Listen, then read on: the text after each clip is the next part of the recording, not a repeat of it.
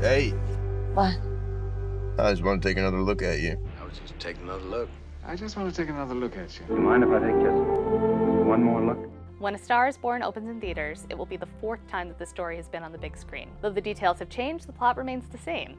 A talented nobody is plucked from obscurity by a handsome celebrity. They fall in love and she becomes a star, a dramatic actress, a movie musical actress, a pop singer, or a country singer. But the pressures of fame have already put her new husband on a path towards self-destruction, and their romance ends tragically. Though devastated, she remains in the spotlight and dedicates herself to carrying on his legacy. This is Mrs. Norman Maine. Very few Hollywood films have been remade 4 times. 5 if you count George Cukor's similar 1932 film, What Price Hollywood. I just wanted to hear you speak again.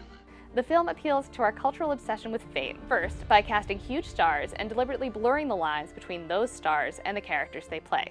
And second, by giving us a front row seat to dramatic arcs that are familiar to any celebrity gossip follower, the rise of a deserving star and the fall of a washed-up one. The role of Esther was originated in William Wellman's 1937 film by Janet Gaynor, and for every subsequent star, the film became more personal. Judy Garland, who starred in George Cukor's 1954 remake, was drawn to the story because she related to both Esther and Norman. Garland had recently been fired from a decades-long MGM contract for erratic behavior, connected to her battles with addiction and depression. Afterwards, Garland went on a concert tour, playing 19 sold-out weeks at the Palace in New York City, which convinced Warner Brothers to give her a shot at a comeback. In a direct nod to Garland's residency at the Palace, the musical number Born in a Trunk features Esther sitting at the edge of the stage, talking to the audience and singing one of her favorite crowd pleasers.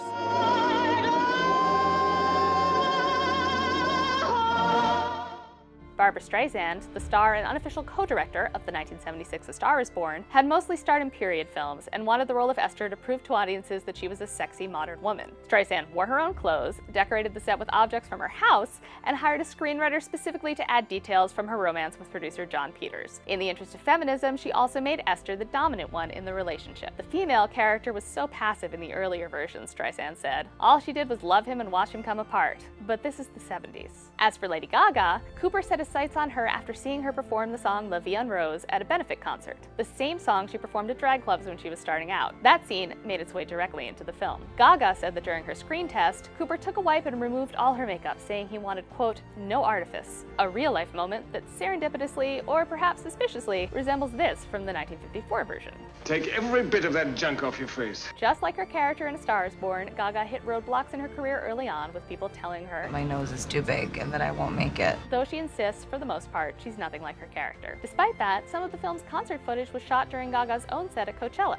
Of the men who played Norman, only one, Chris Christopherson, was facing his own struggles with addiction. But many actors either declined the role or were passed over because they related too closely to the character. The men who could have played Norman include legendary drunk John Barrymore, Frank Sinatra, and Elvis Presley. As for Christopherson, he drank heavily during filming, but was motivated to sober up after he saw his own dead body on screen.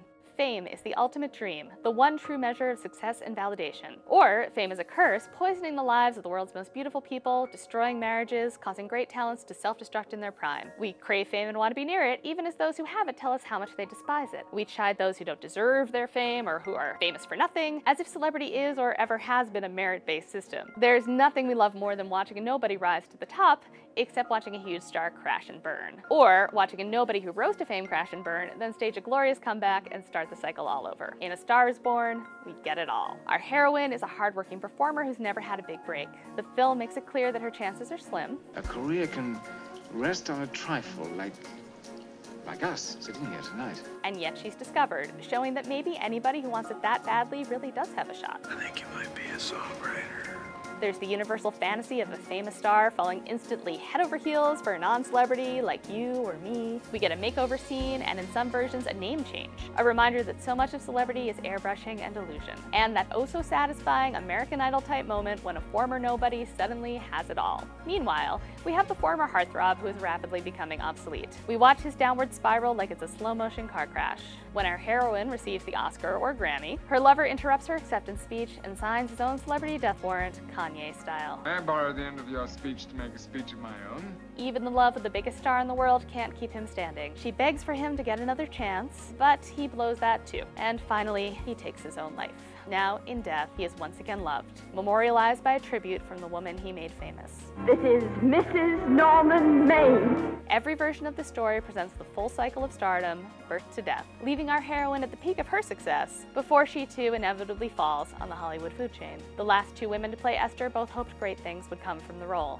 Judy Garland's performance was critically acclaimed, but the film wasn't a runaway hit, and she lost the Oscar that she really did deserve. It would be her last major role. For Barbra Streisand, it was the reverse. Her film was beaten to a pulp by critics, but was an enormous hit with audiences, won her an Oscar for the song Evergreen, and launched her on a career as both a director and a modern leading lady. Fame, as we learned from A Star is Born, means never-ending ups and downs. And Lady Gaga, a pop star who hasn't had a #1 hit in 8 years, is perfectly positioned to rise to the top. A Star is Born again.